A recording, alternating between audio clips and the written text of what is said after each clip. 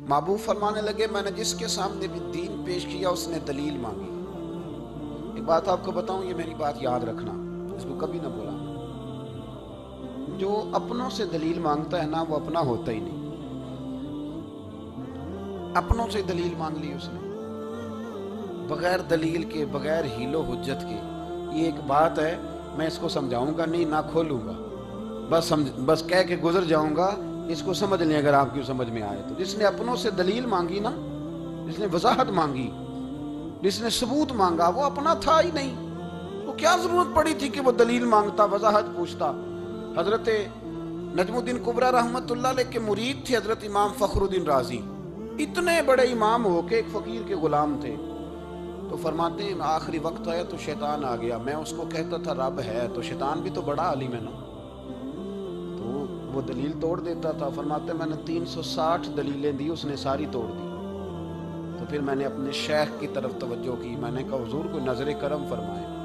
تو شیخ نجم الدین کبریٰ فرمانے لگے اس بے ایمان کو کہہ دے میں اپنے رب کو بغیر کسی دلیل کے رب مانتا ہوں، دلیل کی ضرورت ہی نہیں، بس میرا رب ہے تو رب ہے، ختم ہو گئی بات۔ نبی رحمت علیہ السلام فرمانے لگے میں نے جس کے سامنے بھی دین پیش کیا اس نے دلیل مانگی، فرمایا یہ واحد میرا ابو بکر صدیق ہے۔ میں نے اسے کہا ہے کلمہ پڑھ لو، اس نے دلیل مانگی نہیں، فوراً ہی کلمہ پڑھ کے مسلمان ہو گیا۔ کوئی دلیل نہیں، کوئی معجزہ نہیں، کوئی طلب نہیں، کوئی شے نہیں۔ ساری زندگی مطمئن ہی نہیں ہو پائے لوگ، ساری زندگی اطمینان ہی نہیں ہو سکا۔ اس کو بھی سنا، اس کو بھی سنا، اس سے بھی سوال پوچھا، اس سے بھی پوچھا۔ بھائی تو نہیں، تو مطمئن ہونا نہیں چاہتا، تو بحث کرنے کے لیے علم سیکھ رہا ہے، اس نے عمل کرنے کے لیے سیکھنا ہوتا ہے، اس کو تو ایک حرف ہی بڑا کافی ہوتا ہے، تو ایک لفظ کی ضرورت ہوتی ہے، ایک جملے میں ساری زندگی لوگ گزار دیتے ہیں۔ حضرت ابو بکر صدیق رضی اللہ تعالیٰ عنہ نے بحث والا دروازہ نہیں کھولا، حضور نے کہا کلمہ پڑھو تو انہوں نے کلمہ پڑھا اور مسلمان ہو گئے۔ کوئی دلیل، کوئی وضاحت، کسی چیز کی کوئی حاجت، ختم ہو گئی بات۔ اصل مسئلہ پتہ کیا ہے، جو لوگ سوچ سمجھ کے چلتے ہیں نا، تو سوچ کتنی ہے انسان کی، کتنا کام دے گی۔ یہ جو وارفتگی ہوتی ہے نا، یہ جو محبت ہوتی ہے، یہ جو پیار ہوتا ہے، یہ زندگی کو آسان کر دیتا ہے۔ سوچنے سمجھنے کے دائروں سے آدمی نکل جاتا ہے، اس کا کام وہ کہتا ہے کہ میں نے سوچنا نہیں، میں نے ماننا ہے، میں نے رب رسول کی ذات کے بارے میں سوچنا نہیں، میں نے ماننا ہے۔ تو ماننے والے لوگ جو ہوتے ہیں وہ فائدے میں ہوتے ہیں، تو عمل کر رہے ہیں، بات مانی، عمل کیا۔ عقل کا بے شمار اور بے دریغ استعمال، اپنی چھوٹی عقل سے بڑے مسئلے حل کرنے کی کوشش کرنا، یہ انسان کو نقصان دیتا ہے۔ بہت ساری جگہوں پہ وہ الجھ جاتا ہے۔ ہر جگہ عقل استعمال کرنا، لیکن رب رسول کے معاملے میں نہ استعمال کرنا، ورنہ نقصان ہو۔ عقل چھوٹی ہے اور اللہ رسول کی ذات بڑی ہے، کبھی بھی اس دائرے میں بند کرنے کی کوشش نہ کرنا۔ جناب ابو بکر صدیق رضی اللہ تعالیٰ عنہ ہر معاملے میں، ہر معاملے میں۔ ایک حدیث بخاری کی، شاید میں نے پہلے بھی عرض کی تھی، لیکن چونکہ وہ عنوان کے لحاظ سے ایک بہت بڑی دلیل ہے، دوبارہ عرض کرتا ہوں۔ نبی پاک علیہ السلام نے 1500 کے قریب صحابہ سے فرمایا تھا کہ چلو عمرہ کرنے چلیں۔ عمرہ کرنے جب ہم جاتے ہیں نا تو ہمارے گلے میں پھول بھی ڈالے جاتے ہیں، اور آپ کو پتہ ہے بتانا بھی پڑتا ہے لوگوں کو کہ میں عمرہ کرنے جا رہا ہوں، پھر روٹی بھی پکتی ہے، پھر سب رشتہ داروں کو پتہ بھی چل جاتا ہے، اور بندہ چلا جائے ایئرپورٹ تو احرام باندھا ہو نا، تو پتہ چلے نا فلائٹ تو 24 گھنٹے لیٹ ہے، تو جن کو حکم ہے نا کہ تم نے سی بھی نہیں کرنی وہ بھی روڑے اٹھا لیتے ہیں۔ احرام باندھا ہوا ہے، حکم ہے کہ اب تم نے کوئی جھگڑا، کوئی لڑائی، کوئی فساد، تو ایئرپورٹ پہ لوگ روڑے اٹھا لیتے ہیں، کہتے ہیں ہم ایئرپورٹ بھی توڑیں گے اور فلائٹ کا جو عملہ ہے اس کا گریبان بھی پکڑیں گے، بڑا کچھ ہی دنیا کرتی ہے۔ اور اگر کسی کے پیر صاحب نے کہا ہو چلو عمرہ کریں، اللہ، اور پھر ایئرپورٹ پہ جا کے پتہ چلے کہ پیر صاحب کے ساتھ تو دھوکہ ہو گیا، بندہ غلط نکلا ہے، میری مریدی قائم رہے گی؟ سوال ہی نہیں پیدا ہوتا، سوال ہی نہیں پیدا ہوتا۔ میرے ساتھ ایک سنگی نے ایک دفعہ بات کی، کہنے لگا جی پیر صاحب کامل نہیں۔ میں نے کہا کیا غلطی ان میں پائی جاتی ہے؟ کہتے میں انہوں نے پوچھ کے باہر دے پیسے جمع کرائے سن، تو میرا کام نہیں بنے گا۔ میں کہا تو پیر پڑھ لے، تیرے تو کوئی نجومی پڑھنا چاہیے تھا، کوئی نجومی ہونا چاہیے تھا تیرے لیے، تاکہ وہ اچھی طرح غور کرتا ہے۔ جی آپ کو پتہ ہے نا اہل سنت میں کتابیں بھی نکلتی ہیں، کئی لوگ کہتے ہیں جی کوئی کتاب کٹ کے دسو، میں کیوں کسی لکھی نہیں تو کٹیے کی، تو کون سی کتاب ہے جو آپ کہہ رہے ہیں نکالیں اور ذرا بتائیں کہ فلانا کام میرے لیے ٹھیک رہے گا کہ نہیں۔ ایک استخارہ ہے دین میں، اور استخارے کا بھی بابت معاملہ یہ ہے کہ آپ نے استخارہ کر لیا، اس کے بعد بھی آپ حتمی فیصلہ نہیں کریں گے۔ بزرگ کہتے ہیں کہ استخارہ کر کے بھی یہ کہو کہ جی میری سمجھ میں یہ آیا ہے، باقی حقیقتوں کا علم اللہ جانے، اللہ کا رسول جانے صلی اللہ علیہ وسلم، حقیقتوں وہی جانتے ہیں۔ تو الجھے نہیں زندگی میں۔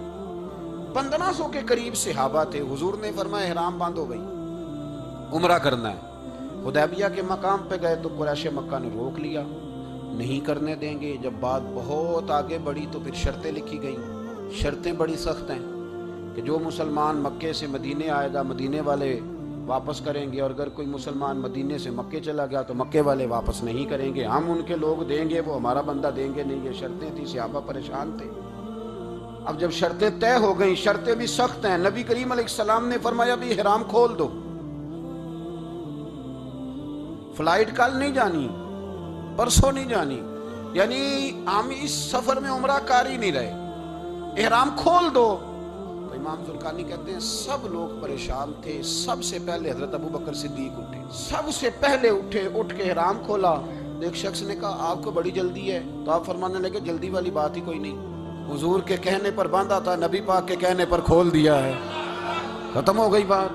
حضور نے فرمایا باندھ لو تو ہم نے باندھ لیا، حضور نے کہا کھول دو تو ہم نے کھول دیا، جلدی والی کیا بات ہے۔ صحیح بخاری کے لفظ ہیں، حضرت عمر کہتے ہیں کہ میری سمجھ میں بات نہیں آتی تھی، دب کے صلح کیوں کریں، ہم تو 313 تھے، تو ہم نے بدر میں ان کو بھگا دیا تھا، اب تو ہم 1500 ہیں، تو ہم ان سے قتال کریں گے، لڑائی کریں گے، جنگ ہوگی۔